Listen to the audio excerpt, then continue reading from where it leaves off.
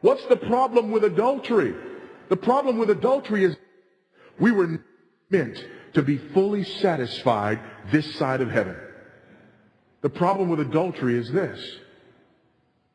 We are seeking what we can never have through a relationship that God has never ordained. I'm dissatisfied. I want to be satisfied. Maybe that woman will satisfy me. This woman to whom I'm married doesn't satisfy me. Maybe there's another woman out there who will satisfy me. Maybe the only problem is I just got the wrong woman.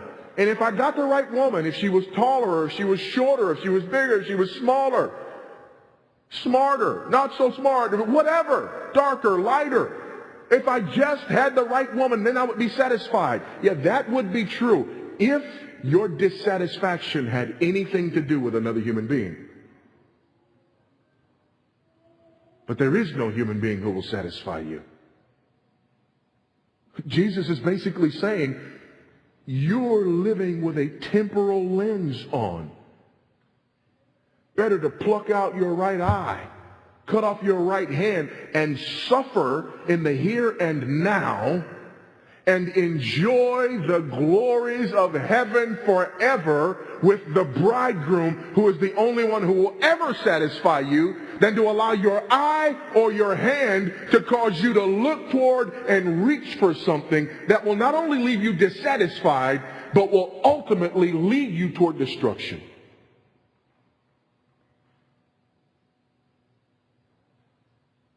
He's calling us to an eternal perspective, folks.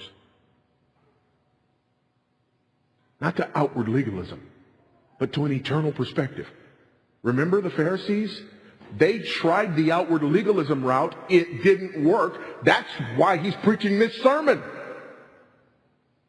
The worst possible thing we could do is basically look at this and say, okay, Jesus is coming. He's saying the Pharisees have these 613 laws. We got to be more righteous than them, so we need at least 614, 615. You miss the entire point. It's not the number of laws that they have. It's that they are trying through external measures to accomplish something that can only be accomplished internally by the Spirit of the living God as we yield our lives to Him.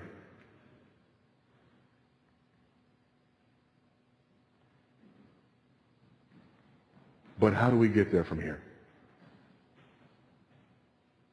Because truth be told, there is lust all over this room. We live in a lustful culture. We are a lustful people. How do we get there from here? We know beyond the shadow of a doubt that there are men all over our culture, and this room is no different. There are men all over our culture, and there are men in this room who struggle on an ongoing basis with things like pornography, and perhaps even relationships that they're getting ever closer to with women who are not their wives, because they think they've found something that they were lacking. So what do we do? If we don't go building up the walls, what do we do?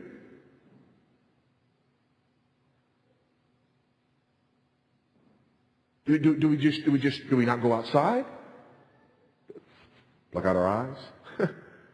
Do we not engage and have a relationship with people? Cut off our hand? The only problem with that is that the source of your problem is not out there. It's in here. And it's something you can't cut off. What do we do? I'm glad you asked. 4 things that we do in applying this, I believe. There could be more. Let me give you these 4. Christ-centered application of this passage of Scripture. Not a legalistic application of this. Okay? Christ-centered application of this. Number 1. And this is thinking about it from an eternal perspective. And I wrote these for me. You just get to eavesdrop. Okay? I wrote these for me. If I'm going to walk in this, what do I have to do? That's what I ask myself. If I'm going to walk in this, what do I have to do? I've been crushed under the weight of this for weeks now. If I'm going to walk in this, what am I going to do, God? What am I going to do if I'm going to walk in this?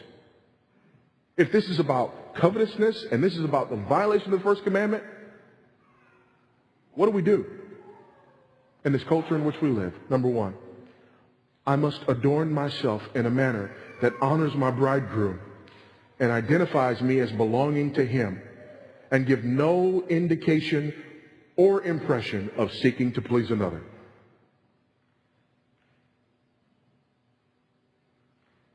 Now, what's interesting about all four of these is all four of these are about me and my Jesus, but they translate completely into the relationship with me and my Bridget. So when it comes to faithfulness, because ultimately faithfulness in our marriages is just a picture of faithfulness to the bridegroom, Jesus Christ.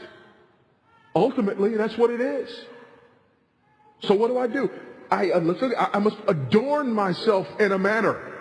I must robe myself in a manner, clothe myself in a manner, both inwardly and outwardly, that honors my bridegroom. Not that keeps with your rules or anybody else's rules, but that honors my bridegroom. I need to adorn myself in that way. And I need to adorn myself in such a way that identifies me as belonging to him and give no indication or impression of seeking to please another. That's true with the way I adorn myself spiritually. It's also true with the way I adorn myself physically. There's a couple of ways, for example, to look at modesty. We can look at modesty with a ruler, 6 inches below here, 3 inches above there. Okay? Or we can look at modesty this way. Because a woman can be immodest with a skirt all the way down to her ankles.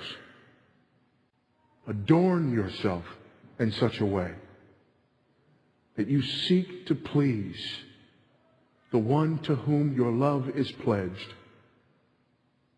And do not present yourself as though you are. 2, I must not seek to steal the attention or affection of another, which is essentially to compete with Christ for his place in their life and to offer them an inferior substitute that could never satisfy. Let me say that again. I must not seek to steal the attention or affections of another, which is essentially to compete with Christ for his place in their life and to offer them an inferior substitute that could never satisfy. That's true of me as a preacher, and that's true of me as a husband. If as a minister of the gospel, I try to steal your affections and get you to praise me instead of Christ, get you to depend on me instead of Christ, get you to yearn for me instead of Christ, get you to adore me instead of Christ, I am enticing you to adultery. And I'm also you an inferior substitute that will never, ever, ever satisfy you. You will only be satisfied by Christ. The same is true with our mates.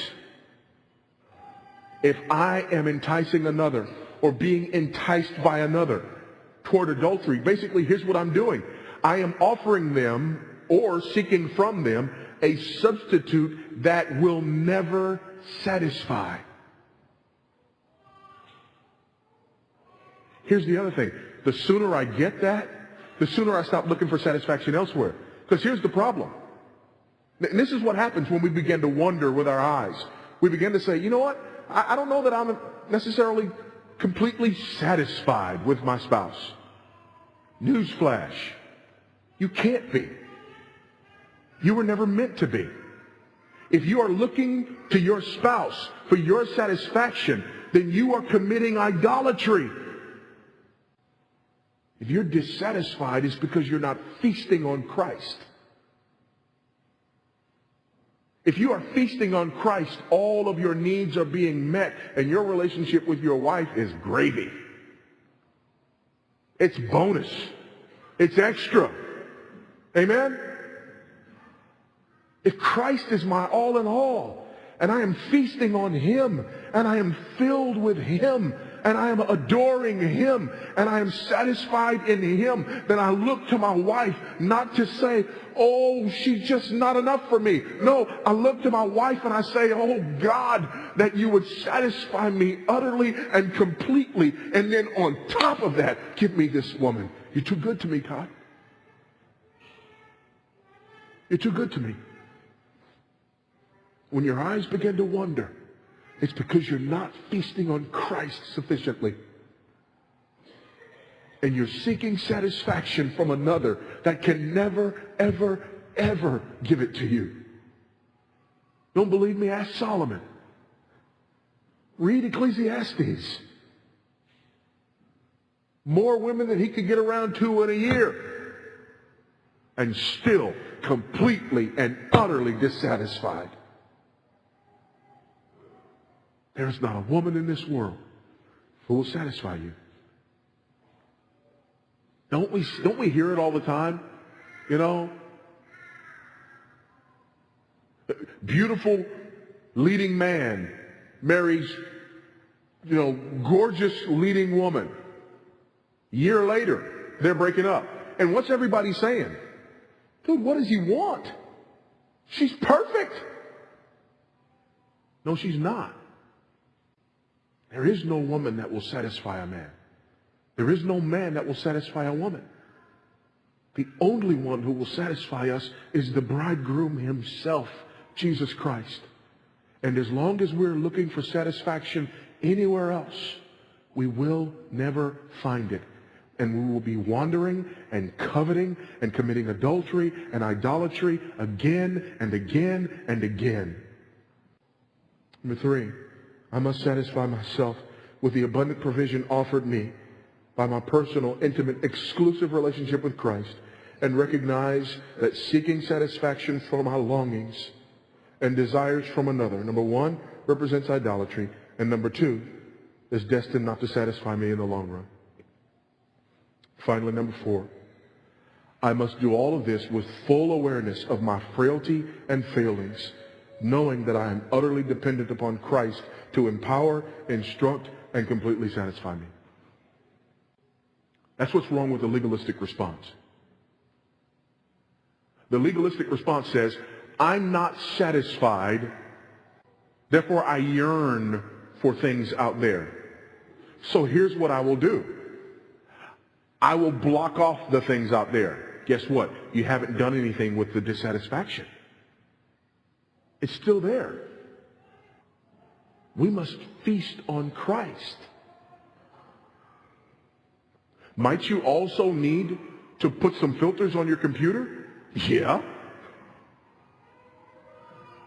Amen. It's just like, I feast on Christ. So